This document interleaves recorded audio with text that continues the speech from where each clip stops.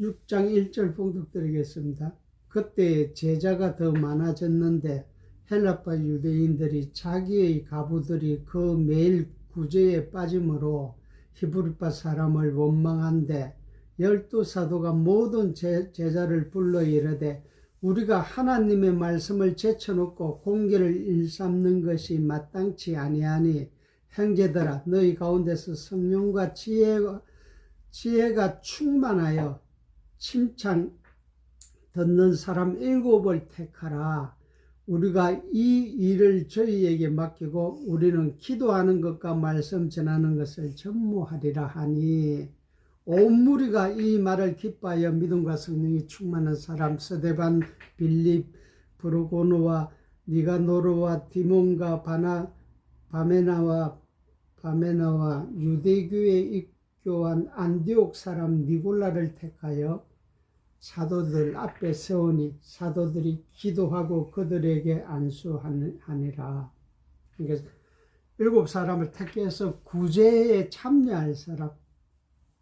그러니까 지금 이 7사람을 택하기 전까지는 구제를 이 사도들이 다 하고 있었는데 아무래도 일이 다양성으로 버텨지니까 구제 모둠을 나누어 가진다는 것은 한편에서는 불편한 사람도 있고 불평등이 생길 수밖에 없으니까 구제에 전무할 수 있는 사람을 택해라 해서 7사람을 택하니까 그 택해서 사도들 앞에 이렇게 빌립부터 시작해서 안디옥 사람 니골라까지 7명을 택해서 사도들 앞에 오니까 세우니 사도들이 기도하고 그들에게 안수하니라.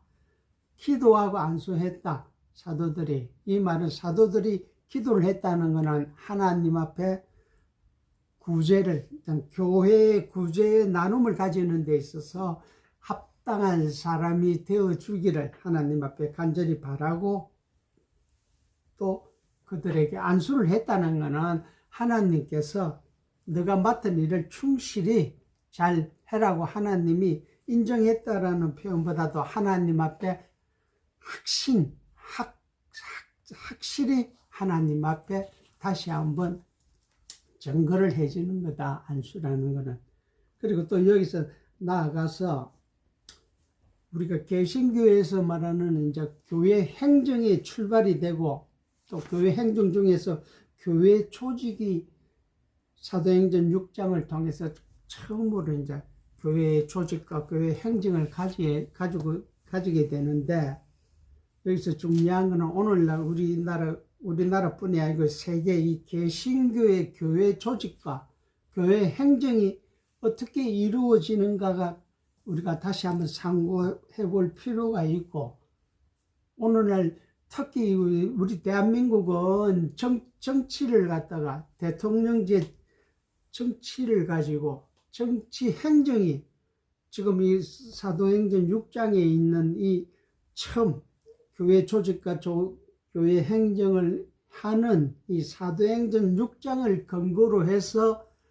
오늘날 우리가 일반 세상 정치에서 특히 대통령 제도, 이 대통령을 우리가 교회 안에서 부르면 장로의 장로.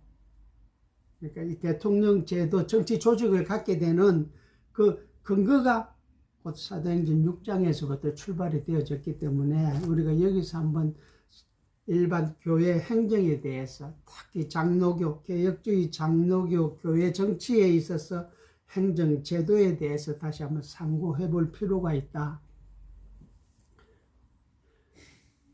교회에 처음 우리가 이제 예배당을 세워서 사람들이 좀 한 사람 두 사람 자꾸 모이기 시작한단 말이에요. 모이기 시작해서 방만해지니까 여러 교인들이 자꾸 모이다 보니까 조직에 대한 세분화를 가지게 되는 거예요. 그 전에 이제 처음 교회는 아무나 와서 다닐 수가 있지만 조직에 참여할 수는 없어. 아무나 참여를 시킬 수가 없는 거예요. 그러면 어떤 사람을 참여를 시켜야 되냐? 하나님을 아는 지식을 가진 자만이 교회 조직에 참여할 수가 있고 그러기 위해서 우리가 좀 일반적으로 교회에 나오면 맨 처음에 교회 조직 속에 들어오기 위해서는 첫째는 뭘 하냐 하면 세례식을 한단 말이에요. 그러면 세례를 하기 위해서는 이제 세례 학습이라는 기간이 있어. 세례를 받을 수 있는 자격을 공부를 하는 거예요. 학습 기간을 통해서. 그럼 학습 기간에 학습의 내용이 뭐냐 하면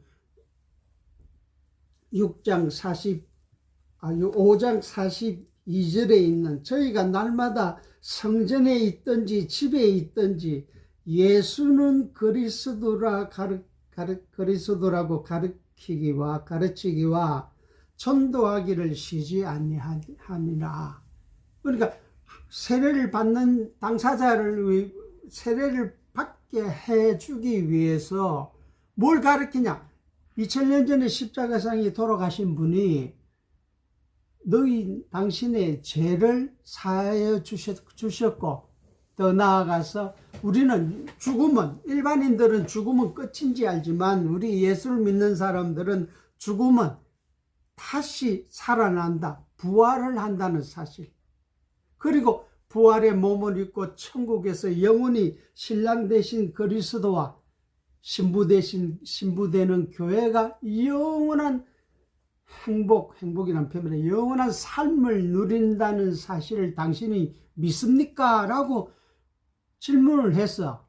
그 A라는 사람이 세례를 받는 당사자가 A라는 사람이면 그걸 물어보는 거예요.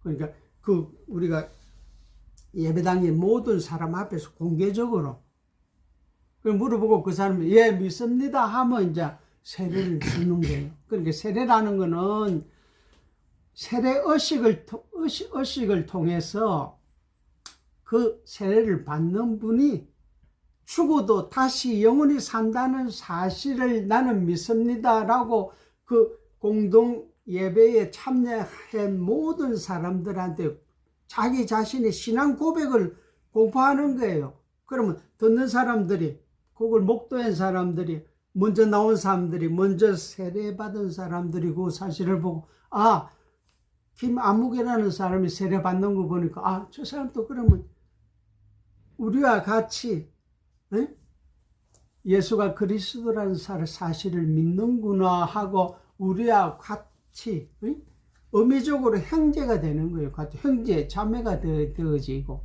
그러니까 첫째, 세례라는 거는 그만큼 중요하다. 세례를 받기 위해서 첫째, 뭐가 중요하냐? 세례받는 당사자의 신앙 고백이 가장 중요하다.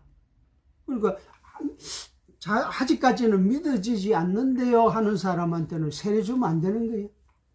세례 줄 안 된다는 표현은 세례 줄 필요가 없어. 믿지를 아직 죽어도 다시 산다는 사실을 모르니까. 그러니까 세례라는 것은 죽고 다시 살아난다는 사실을 믿어야만이 세례식을 가지는 거예요. 그러니까 세례라는 의식이 중요한 게 아니고 세례라는 의미가 굉장히 중요하다. 그 세례받은 사람들이 교회 안에서 모임을 가진다는 것. 다시 말해서 세례받은 사람들이 교회 안에서 서로 교제를 나누어지는 게 우리가 일반적으로 이제 공동회의라고 하는 거예요. 공동회의.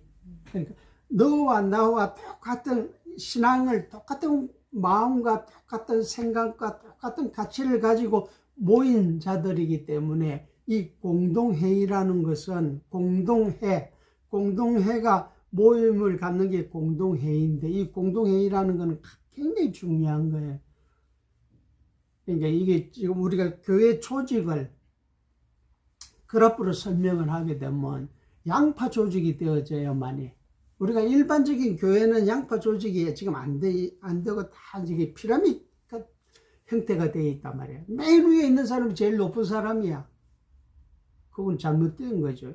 교회 조직이라는 거는 그래프가 양파같이 중간층이 두꺼워야 말면, 두꺼우면 두꺼울수록 그 조직이 타락도 안 하고 그 조직이 굉장히 건건하고 그 조직이 힘을 가지고 그러니까 이 공동회의를 통해서 세례받은 사람들이 모임을 가지고 이제 공동회의가 되어지고, 이 공동회가 되어지고, 이 공동회 속에서, 야, 나는 하나님의 일을 좀 더 열심히 하고 싶다.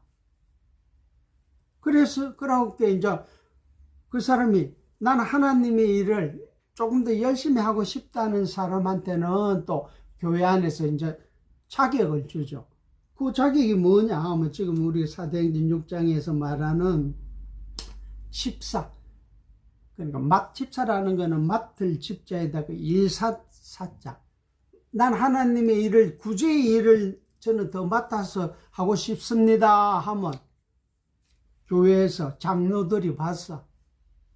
아, 당신 신앙생활과 당신이 알고 성경에 대한 지식이 충분하니까 얼마든지 당신이 맡을 수 있겠습니다 해서 집사 자격을 준다는 것보다 집사직을 수행을 할 수 있게, 이 집사 자격도 결국에 있어서는 공동회의 안에서 공개적으로 드러내놓고 하는 거다.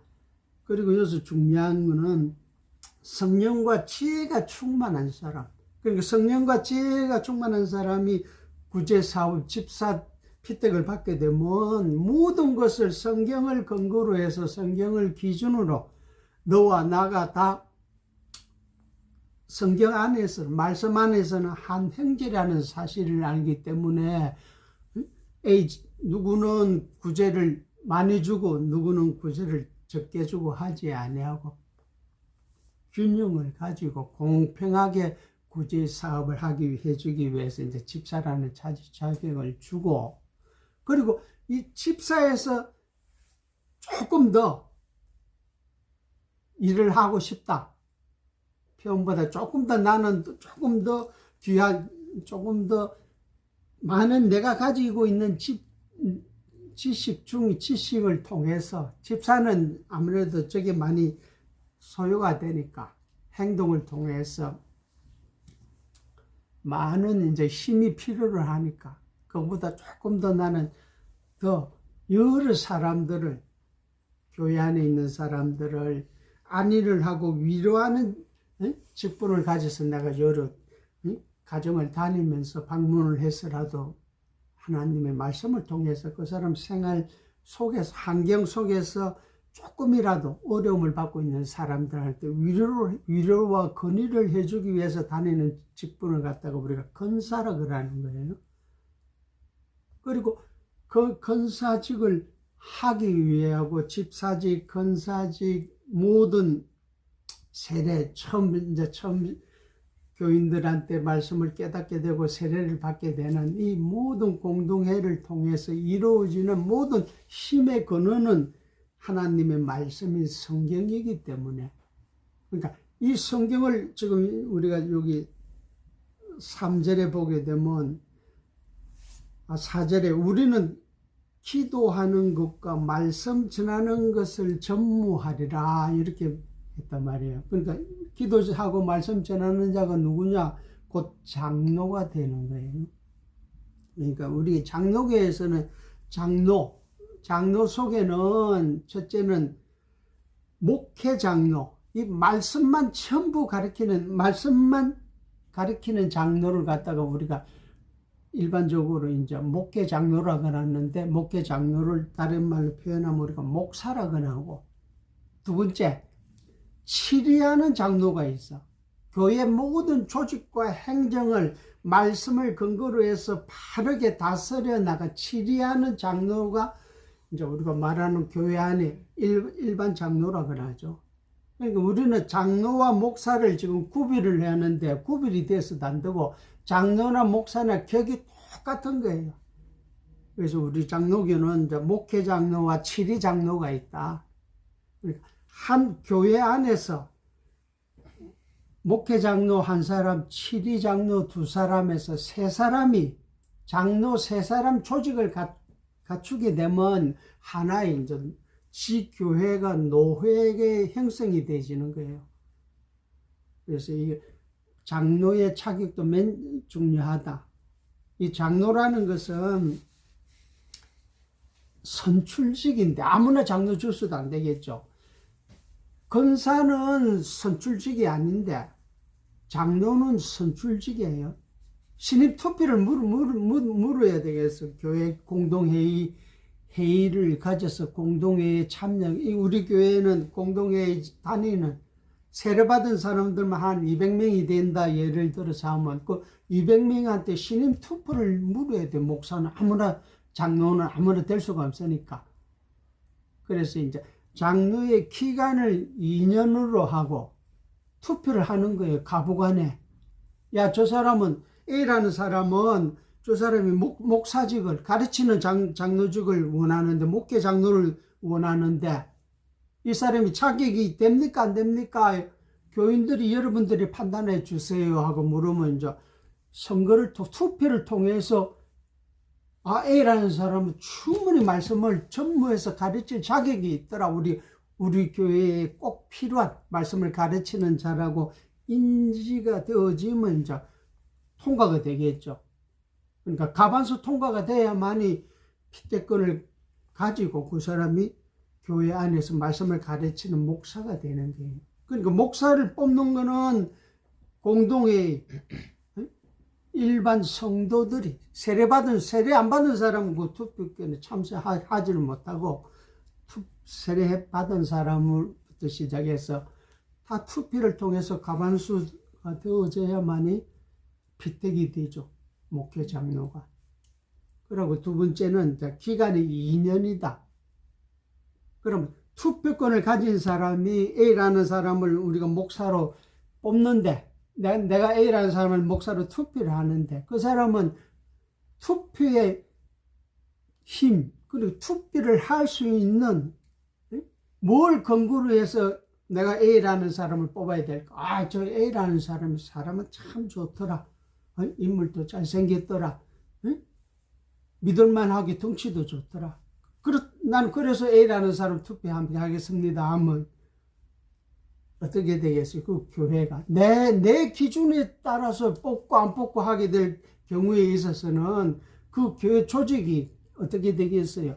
이 말씀 가르치는 거는, 말씀을 가르치는 것은 굉장히 중요한데 말씀을 성경 말씀대로만 가르쳐야만이 그 교회가 경건한 교회가 되어지고 모든 교회 조직이 전부 다 하나님 말씀을 근거로 해서 교회 조직이 이루어져야만이 교회가 온전한 교회가 되어져 나가는데 내 편에서만 좋아해서는 거기 안 되지겠죠.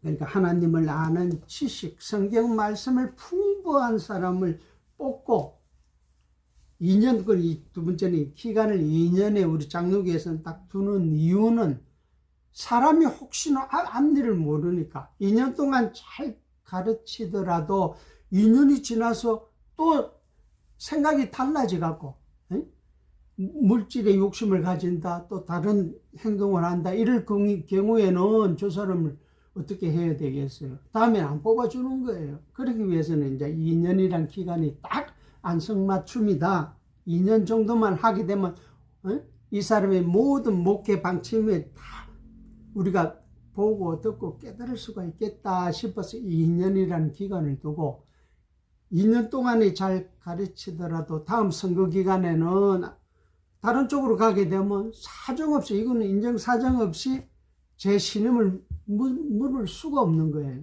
왜? 그 목사가 가르치는 말씀 한마디 한마디를 통해서 성도들이 신령한 하늘나라의 양식을 묻게 되고 올바른 성경이 말하는 예수가 그리스도라고 가르치기를 시작한 초대교회 같이 이 목사는 죽는 날까지, 그러니까 목회를 끝나는 날까지 예수는 그리스도다라고 가르치는 것 외에는 아무것도 없어요. 성경은 예수는 그리스도다, 그것뿐이다. 그리스도가 뭡니까? 그러면 이제 세분화적으로 성전, 제사직, 왕직을 통해서 그것만 가르치면 성경이 전부 다니까 예수를 그리스도만 가르치기를 시작해서 그걸로 예수가 그리스도다라고 귀결이 되어져야 되고, 이렇게 해서 우리가 4세기 전에 그러니까 1600년도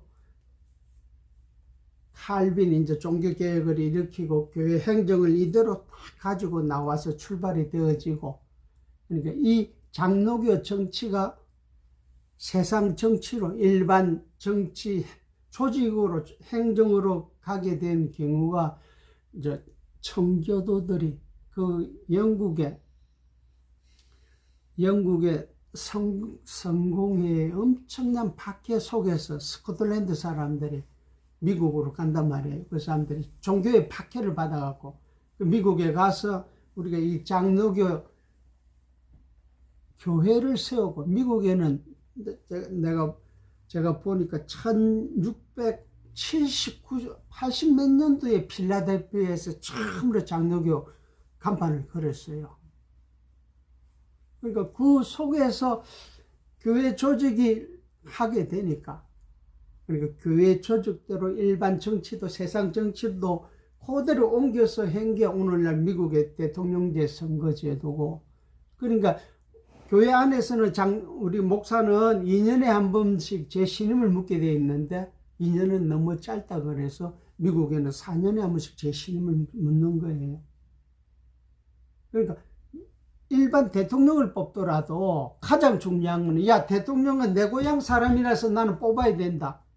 그렇게 하면 그 어떻게 되겠어요? 안 되겠죠. 특히 우리나라는 지역색이 너무나 뚜렷하기 때문에 지금 우리가 이렇게 445 우리가 이렇게 지금 각 도마다 내가 뽑은 대통령 아니면 서로 뭐 적이 되다시피 해 있는 거예요. 그거 이제 잘못된 거. 미국은 아직 그렇게 이렇게까지는 안 되는데, 미국도 20세기 와서 미국이 변질되기 시작했어요. 미국의 선거 대통령 제도.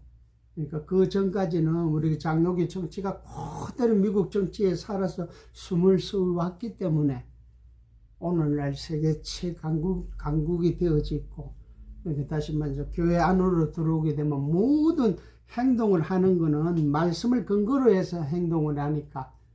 두 번째는 자의에 의해서 한다. 야, 우리 요번에 피틱 때는 목사 투표를 할 적에, 야, 저 사람 우리 목사 찍어주자. 누가 권해서 찍어줄 수도 안 되고, 자기 스스로가 배운 말씀을 근거로 해서 저 목사가 바로 가르치더라 하면 찍어주게 되는 거예요. 그러니까 모든 힘이 될 수 있는 그라프 행석으로만은 중간 계층이 두꺼워야만이, 그러니까 양파행이 되어지면 되어질수록 그 조직이 굉장히 힘을 가지고 단단하고 변치 않게 되고, 그러니까 이런 소리를 우리가 일반 세상 정치에 와서는, 세상 정치에서도 우리가 그래프를 그리면 중간층이 두꺼워야 된다. 우리 요즘 그런 소리 한단 말이에요. 그게 다 성경에서 나온 소리고 근거가 있는 소리죠. 아주 깨어있는 사람이 많아야만이 민주주의가 올바로 갈 수가 있다. 세상 정치에서 그래 하지만 우리가 교회 조직에서는 중간층이, 그러니까 세례받은 성도들이 많으면 많을수록 그 교회 조직이 단단해진다.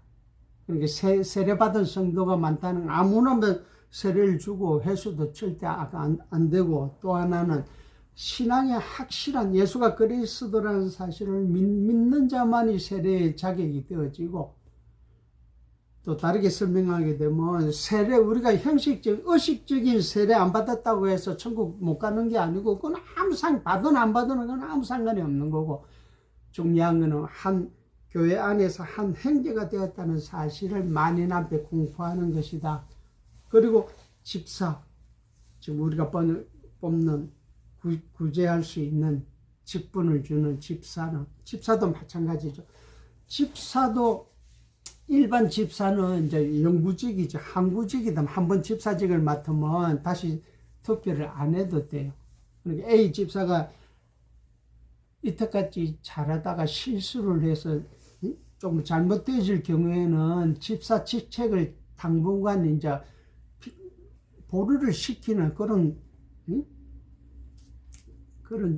법적 체계는 있어도, 한 번 집사가 된 사람은 영구직에 영원 그 사람이 집사가 되지고 뺏고 안 뺏고 할 자격이 없는 거예요. 그러나 장로는 안 그렇단 말이에요. 아까 말했듯이 그 교회 안에서가 장로 조직에 되어지기 위해서는 항상 조심해야 되고 항상 행동 하나하나 항상 몸가짐이 단정해져야만이 장로의 자격이 되어지겠죠. 모든 교인들이 봐서 모범이 되어져야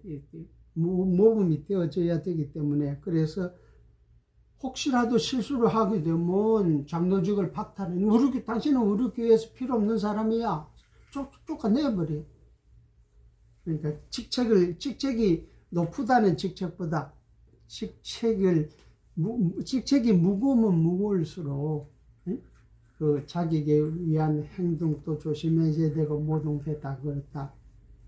그래서 우리가 장로교 조직에서 가장 중요한 거는 항상 스스로 누가 시켜서 집사가 되고 누가 시켜서 권사가 되고 누가 시켜서 장로가 되고 절대 안 된다. 이런 교회 조직 안에서는. 그러니까 지금 다르게 설명하면 지금 우리가 일반 교회에서는 이런 조직대로 한번 목사가 교회를 맡게 하게 되면 죽을 때까지 하고 있어. 지금 한국 교회에서는. 이런 건 다 비교회적이고 세상 정치로 말하면 비민주적이죠. 그러니까 절대 그래서는 안 되고 항상 그 목사가 올바른 목사가 되어지기 위해서는 스스로라도 아예 당신은 10년 동안 우리 교회에서 목회를 하십시오 하더라도 아닙니다.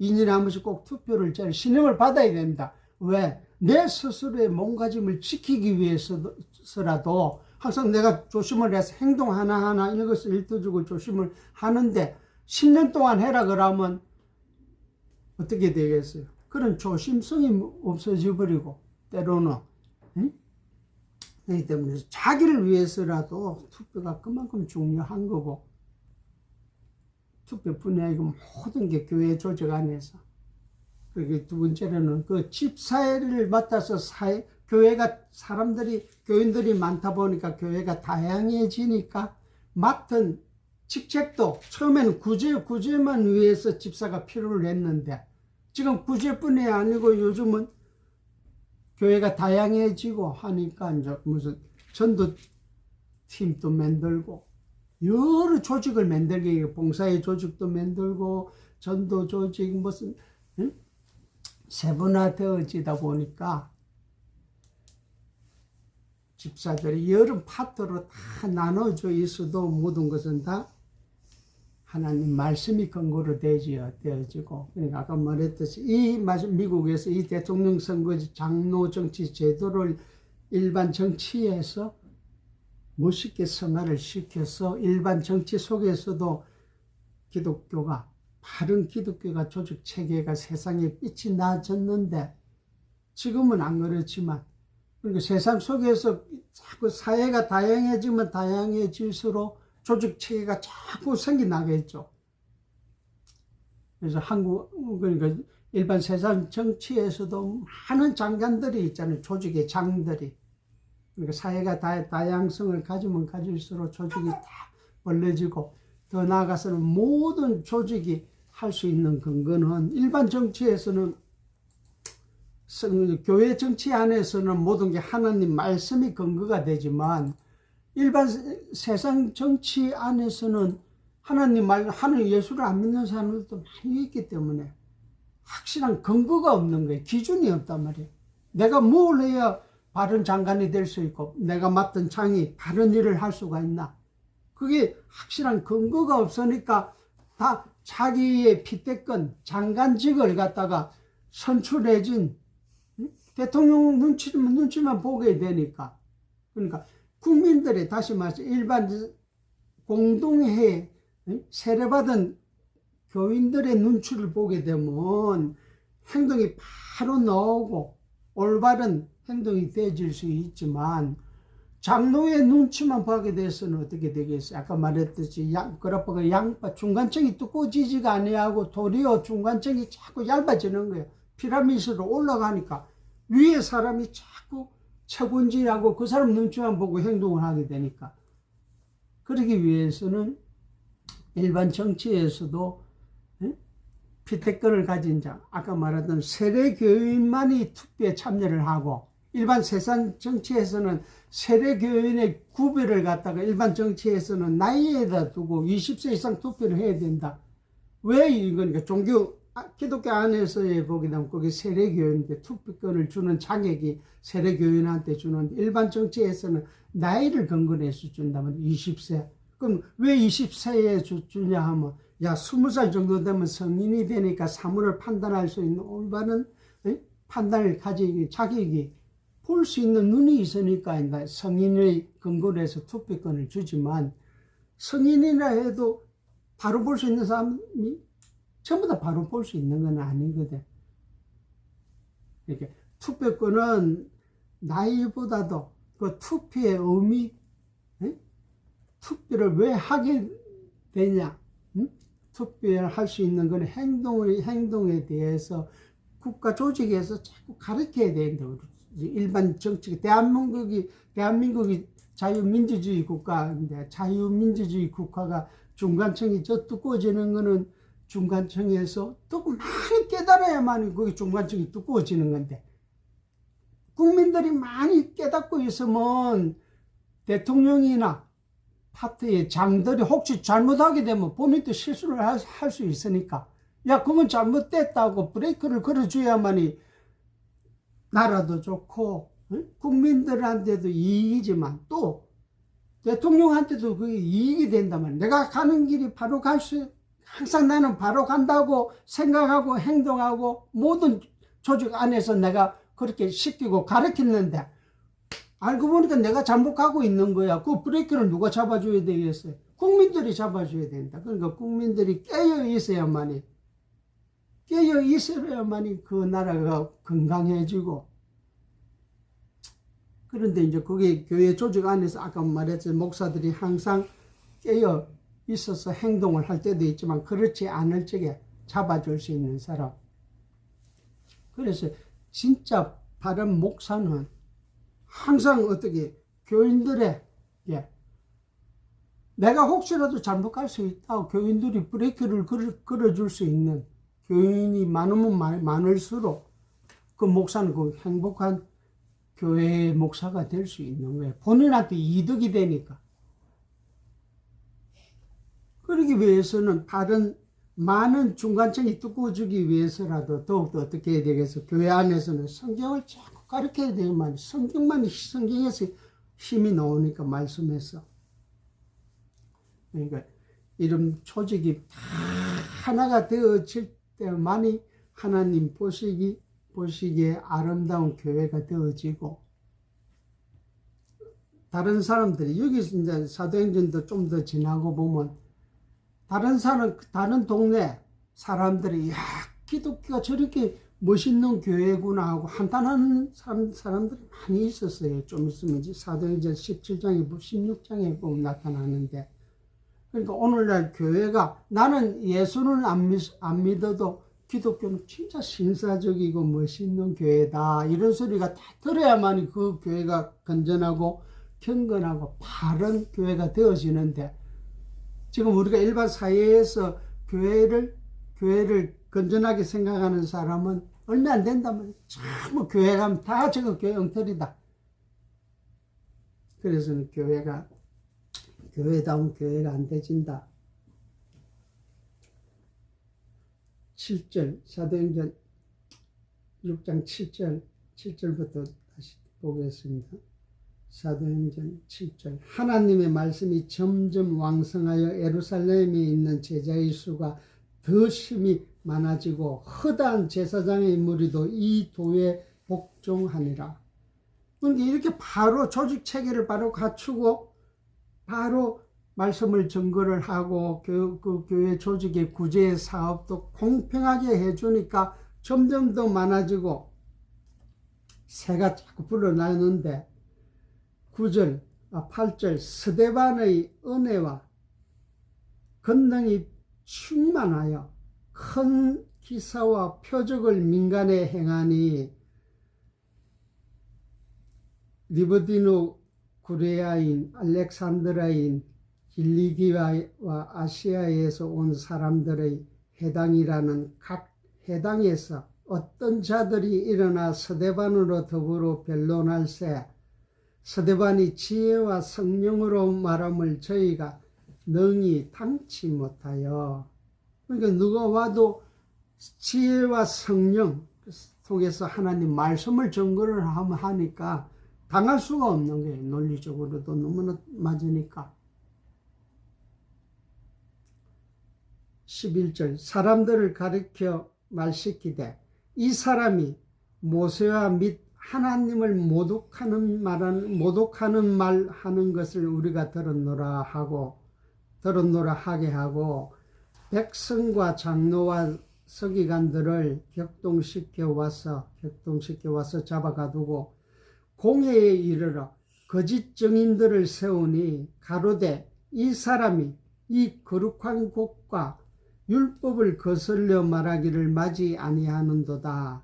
그의 말에 이 나사렛 예수가 이곳을 헐고 또 모세가 우리에게 전하여 준 규례를 고치겠다 함을 우리가 들었노라 하거늘 공회 중에 앉은 사람들이 다 스데반을 주목하여 보니 그 얼굴이 천사의 얼굴과 같더라. 스데반이 성령이 충만해서 말씀을 전하는데 그 스데반의 말씀을 전하는 걸 듣기 싫어하는 장로들과 서기관들이 와서 하는 소리가 11절 사람들을 가르쳐 말시키되 스데반이 말시키되 이 사람이 모세와 및 하나님을 모독하는 말하는 것을 우리가 들었노다. 야, 이 스데반이라는 사람이 스데반이 모세와 하나님을 모독하는 말을 하고 있다.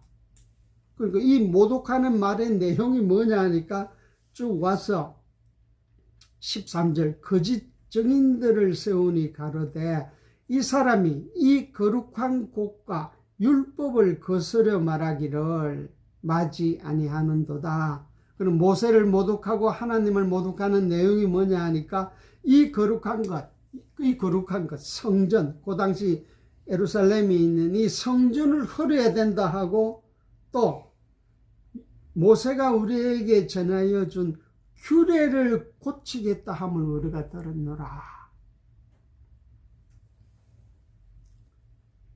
그 말을 듣고 이제 스데반에게 이제 7장으로 와서 이건 잠깐 꼭 필요한 지금 공부해야 될 내용이니까 읽으면 봅니다. 이 말을 듣고 제사장이 스데반한테 물어서 야 네가 하나님과 모세를 모독하는 말을 하겠냐? 그리고 이 성전을 헐어야 되냐? 또 하나님이 준 규례를 스데반 네가 고쳐야 되냐 하고 물으니까 스데반이 맞다 아니면 틀리다 이렇게 말을 안 하고 답이 어떻게 되냐 하니까 1절 스데반이 가로되 여러분 부형들이여 들어서서 우리 조상 아브라함이 하란에 있기 전 메소포타미아에 있을 때에 그러니까 이 우리 조상 아브라함을 부터 설명을 하는 거예요. 이 규례를 헐고 성전을 헐어야 되고 모세를 모독했는데 그 말이 가부간에 맞냐 틀리냐 답을 하기 전에 그 답을 하기 위해서 하나님께서 아브라함을 부른 사건, 이 사건이 곧 창세기 12장부터 시작되는 거예요, 지금.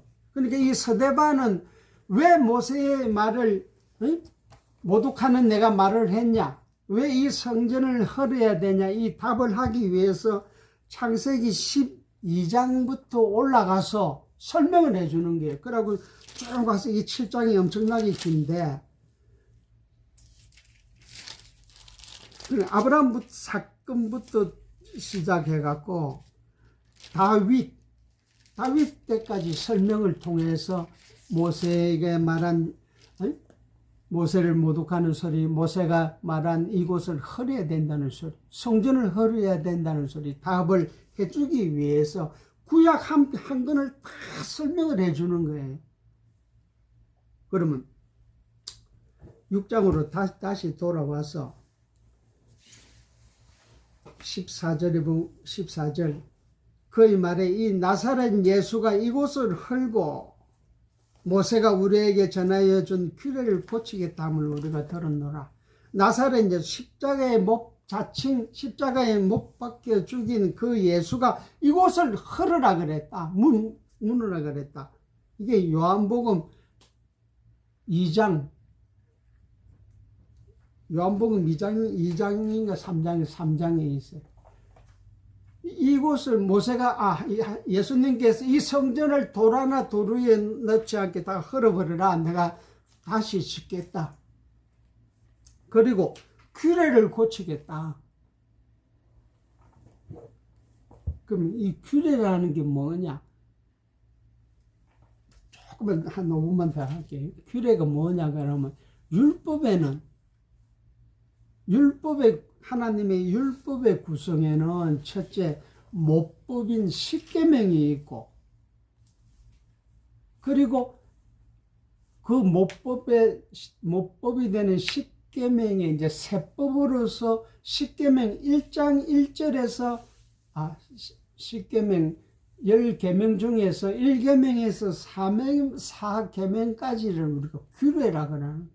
그럼 그 다음 5계명부터 10계명 10계명까지는 율례라고 하고, 그리고 규례와 율례를 행하는 방법을 갖다가 우리가 법도라고 해요.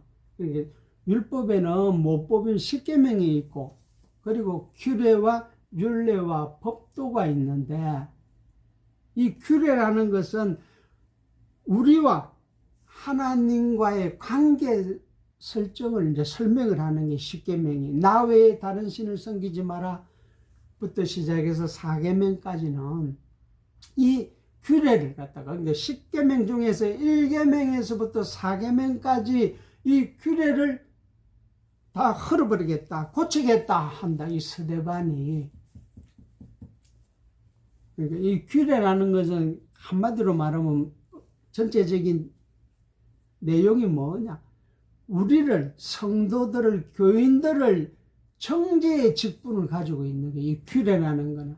죄를 정하여 버린단 말이에요, 규례가. 그리고 율례라는 것은 규례, 그 다음에 율례, 5계명부터 10계명까지는 정죄, 4계명까지 규례는 죄를 정하는 직분을 가지고, 율례는 죄를 사하는 직분이 있는 거예요. 그러니까 규례 속에만 들어가게 되면 다 어떻게 되겠어요? 살아날 방법이 있어. 죄를 정해버리는데, 죄인을 더욱 죄인되게 만드는 게 이 규례가 만드는 건데, 그러니까 규례가 살아나기 위해서는 그 다음에 정죄의 직분이 있기 때문에 사죄의 직분을 가지고 있는 율례가 꼭 필요하고, 그게, 그리고 율례와 규례를 행할 수 있는 그런 방법을 나열한 이 법도, 나아가서 모법인 십계명, 이걸 통틀어서 율법이라고 하는데, 그러니까 율법의 기능 속에서 한 파트인 규례가 있는데, 이 규례의 내용이, 이게 이제 출애굽기 20장에 보게 되면 이제 하나님께서 모세를 불러서 10계명을 주는 거예요. 그 계명의 내용이 있는데 오늘 시간이 많이 되어서 일단은 다음 시간 공부하기 전까지 규례를 고치고 모세를 모독한다는 소리다. 그러니까 이 서대반이, 이 강론한 서대반이 가르친 하나님의 말씀을 그 당시 여러 백성들에게 가르친 이 사건이 현재와 지금에 와서도 이 서대반은 소리를 하게 되면 어떤 소리를 듣냐면 이단 소리를 듣어요. 지금도 2000년 전에 서대반이 이단 소리를 듣고 돌에 맞아 죽었는데, 지금도 이게 서대반 소리를 하게 되면 성전 하라라 그러면 이단이라 그러고 있어. 그러니까 우리는 이 개신교는 전번에 그랬죠, 칼빈이 말했듯이 성자를 붙이면 절대 안 된다. 샤머니즘에다 성자 붙이면 무당짓이다. 우리는 예배당이나 우리가 주거하고 있는 집이나 직장 생활하고 있는 건물이나 다 똑같아. 구별시켜서 예배당만 성자 붙이면 구별시키면 안 되는 게 다 똑같아. 그게 모세가 말한, 응? 그 성전 하려라 이 소리예요 지금. 근데 그 성전을 하는 게 아니고 2000년이 지났는데, 서대반 설교 이후 2000년이 지났는데 더욱더 굳건하게 지금 모세가 말한, 응? 그 형식적인 건물을 더 굳건하게 세우고 있어. 그러니까 지금 그거 보면 그 교회가 그 교회가 얼마나 그 시대적으로 타락을 했는지 볼 수 있는 잣대가 되는 거예요. 이게 로마 캐토릭은 모든 그 사람들은 성자 빼면 쓰러지지 모든 걸 다 구비를 시켜놨거든요. 캐토릭은 그러니까 칼빈이 그게 아니다 하고 나와서 세운 개혁교회가 지금 전부 다 성자 다 붙이고 있어. 500년이 지난 적으면은. 그러니까 그 성자 붙이면 그거는 그 속에는 하나님 말씀이 있을 수가 없고, 왜 있을 수가 없냐 그 소리를 율법을 준 모세에게 하나님이 율법을 준 이유를 갖다가 율법을 해석할 수 있는 방법, 이제 7장에 들어와서 스데반이 이제 강론을 하는 거예요. 아브라함부터 그슬로 올라가고 창세기 12장부터 구약 말라기까지를 근거로 해서 예수가 그리스도라는 사실을 스데반이 설명을 하는 거예요. 다음 시간에 좀 더 자세하게 규례와 율법에 대해서도 다음 시간에 더 자세하게 공부하도록 하고 오늘 여기까지 하겠습니다.